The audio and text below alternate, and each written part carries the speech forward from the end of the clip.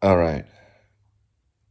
So Linda just gave me some information off Facebook. So a lot of what Facebook does, or what is happening on Facebook, is that every town or every city has its own Facebook page in a lot of cases. I don't know if your town or city has a Facebook page, but the actual city that we're in has a Facebook page. And we just found out, or Linda just found out, we don't know the age of the lady. We don't know exactly how it happened, but because of the cold weather, and we don't know the truth of the news, but she was found dead near an Academy Sports, which is like a department store. And, you know, I eat my jambalaya, which Linda says it's not jambalaya, it's breakfast sausage with brown rice, and then you cut up red bell pepper. It makes me think, why don't we spend more money as a country, as you know, especially as a state, especially Texas.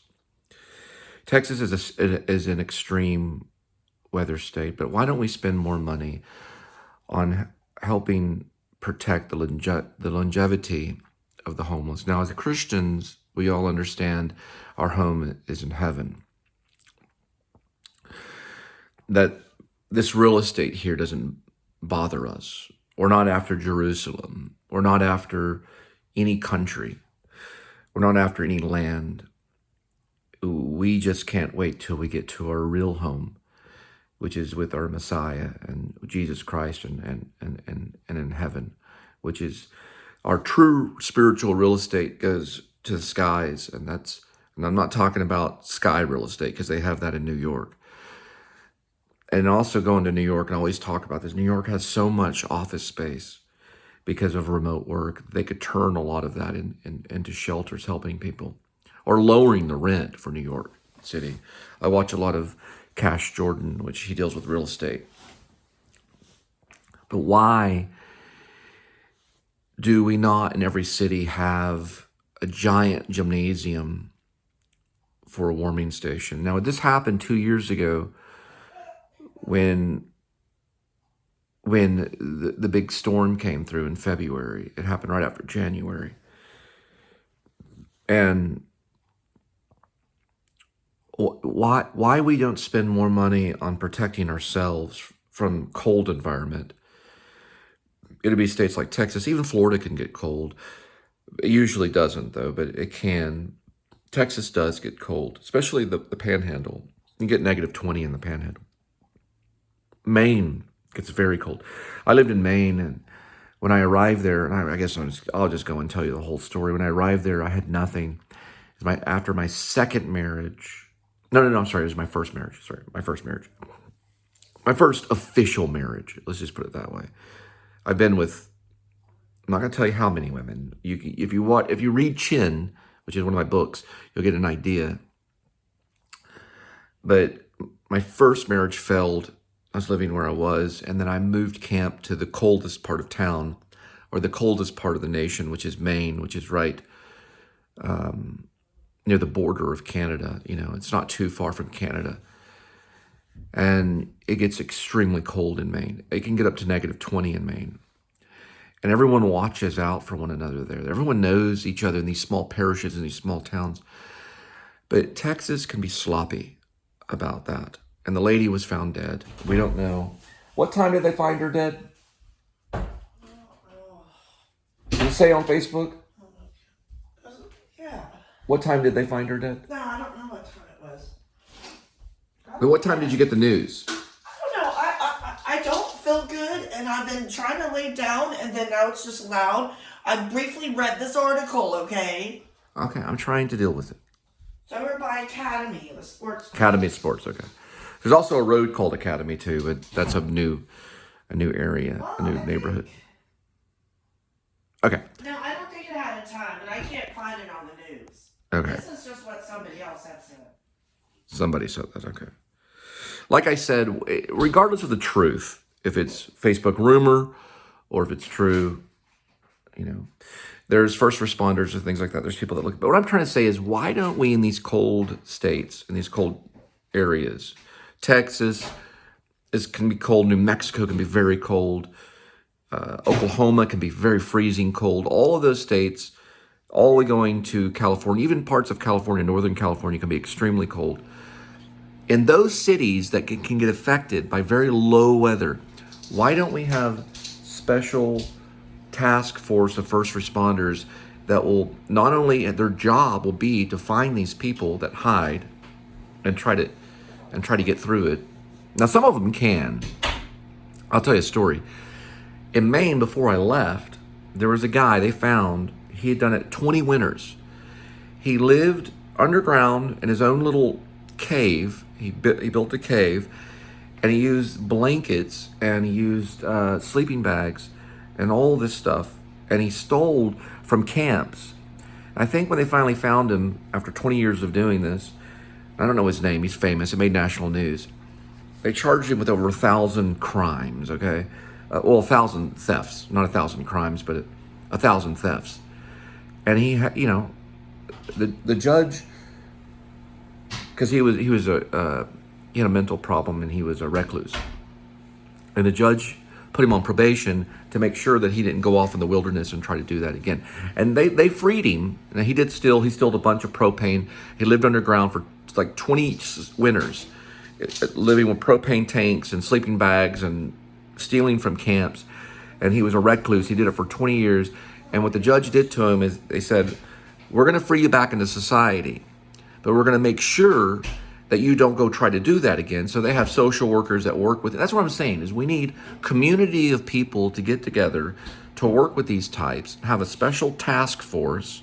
And I'm not talking about crime, okay? I'm not trying to legalize it. I'm talking about people that have mental problems that need social workers to go out and reach out and touch these people. That's kind of what The Chosen One is about, the sci-fi kind of Twilight Zone movie that I wanted to do. But they reach out and get their hand and say, we want to help you. We know a warm place that you can go, plenty of soup, plenty of bread. And if you need some beer, we'll get you some beer on the way. To get them to go. I know that's not good, but you can't always just be good to help these people, not to hurt them, but to highly recommend that they get into warm quarters for the night. Now, in Chicago, they do this. Chicago, especially the Windy City, it'll kill you. It'll get so cold, it'll kill you. And they hand out these brochures, and they go, this is where you go for tonight to survive the cold. And they hand you the brochure, and you can get there. It's a shame. It's a crying shame. 2 winters ago, 200 people in Texas died. 200 people died. 200 from this kind of incident. I just, I know I'm watching Husbands. I know Cassavetes an artist. I know we have artists, and Linda's very funny, and Zach Galifianakis makes people laugh, and Sean Penn makes people cry because he's dramatic. And we've got all this stuff, but why don't we get together as artists and spend some of this Marvel money? They make billions. Avengers made 20 billion or more, plus probably $100 billion. And use some of this to help people in other states and make cheaper movies. Like Cassavetes made cheap movies, and not worry about spending it all. I thought for instance, Scorsese had 600 million for Killers of the Flower Moon. It was only 200 million, but still, these guys should get together with some of their money and build these warm shelters where they can house and feed only for when it gets cold. But they got to find the people. They got to pass out the information, the flyers. So it's on paper, and they give it to them. They go, this is the address you go to. We can lead it to you. Have people reason with these homeless people and these mentally ill people, to reason with them and say, look, it's going to get bad tonight. Let's go to this, gymnasium style with, where it's plenty of warmth. They have their own generators, just in case something happens like it did in February. And they get there and they help them. Now, they did do some of this 2 years ago. Some of this happened. People collaborated. I think maybe Greg Abbott was behind some of it. But regardless, I do get mad at some of our statesmen, because I'm trying to use some light here. Some of our statesmen, because we don't really do it. You know, we talk about it. But I have a passion for it, and there's a lot of YouTubers, I got my light right here. There's a lot of YouTubers that are out there that care for this stuff. I think one of the guys, are you going back there to eat? Yes. Okay. One of the guys that does it, he's really great. There's a few of them that have millions of subscribers. Here's my little lamp, and I got my little winter lamp thing. But Linda told me about what happened, and it fills my heart full of sadness. And I'm sitting there eating some rice and jambalaya, thinking to myself, watching Cassavetes' film, genius film. He's a genius filmmaker, about recklessness of husbands and the freedom of, you know, they represent something. It's all symbolic. You can write papers on it. And then I'm thinking, you know, could I have let her in? Well, it's hard, because when you're dealing with a spouse, can any husband let this, you know, type of person in? And Linda's heard me talk about it hundreds of times, coming off of where we go and we turn and there's a bridge. And I always say to Linda every time I'm saying, I almost want to roll down the window and say, just jump in and, you know. But you know how the reality of that is, you know, with people and sometimes drug use and stuff. But if you had these gymnasium-style housing things, you know, and not only that, there's shame on the city, shame on the state, because why not go out and give vouchers to these people to say, look, we have a unit for you. This is your key. Do what you want with it. Here's your key. Here's your voucher.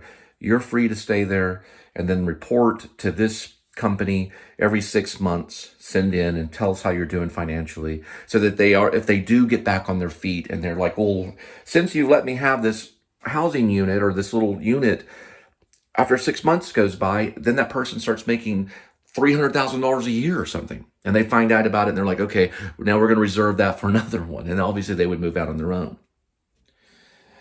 But the vouchers they're starting to do it in California. I've heard about it. They're starting to give out vouchers. They don't want them on the street. They don't want them to die that way. But I think the artists can get together because they can get creative about it. Now, another thing that they're trying to do too, which I think is very wise, is building what's called mini homes. They're very small. Like, they're literally, you know, almost as big as this kitchen. It's very small, but they have running water. They have a place where they can go poop, and they have a little hot plate or something, or a microwave. A microwave is even better, that they can cook, and maybe a little TV or something. And they're called mini homes. And they can set them up in stationary areas, especially where they have a problem. And they just move those people there. And those people will migrate there. They'll go to that area, especially during the cold. Now, if it's sometimes empty, then that has to be monitored. I think those types of homes would have to be monitored to a certain degree, either by the state or the city, to say, well, this belongs to this person. We don't know where they're there right now. But they would have to, let's say we have technology. So what I mean by getting creative is the person that would be given that voucher to live in that mini home would check in either daily or every other day or weekly, so they know that they have occupied that unit and it's being occupied. They would also know that that during the cold time, during the sub-zero cold or whatever, when it gets very cold in February, for Texas it's always February. It could be December, January, or February. So that they know that that certain unit is occupied. Either it can be through facial recognition, or it can be through just maybe an internal camera on the outside or something where you know, or an external camera, like kind of like Nest. They do it with Nest. They do it with another company called Ring.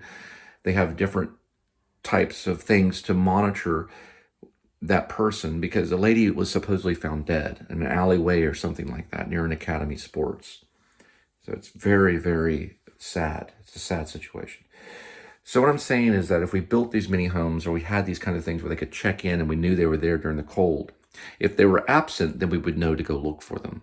And then we'd have a task force that would specialize in doing that and saving lives. And I know a lot of our first responders that would want to do that, you know, because all first responders, their whole life is revolved around wanting to save people's lives, especially during sub-zero weather or during a time when there's trouble. Like there's a volcano, then the fire department, everybody shows up at the volcano or whatever, you know.